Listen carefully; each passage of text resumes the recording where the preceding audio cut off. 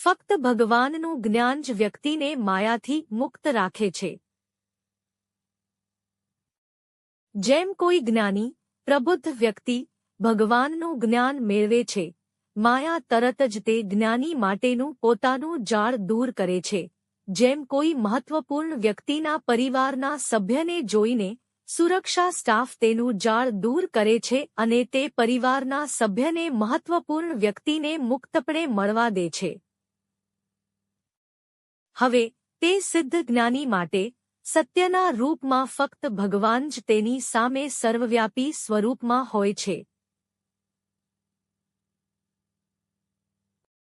અને જ્ઞાની તેના પ્રાપ્ત ગુરુ જ્ઞાની દૃષ્ટ દ્વારા ભગવાનને તેના સંપૂર્ણ વિશાળ સ્વરૂપમાં બ્રહ્મનિદૃશમ પ્રાપ્તવાંસી એટલે કે પ્રાપ્ત કરે છે અથવા જુએ છે.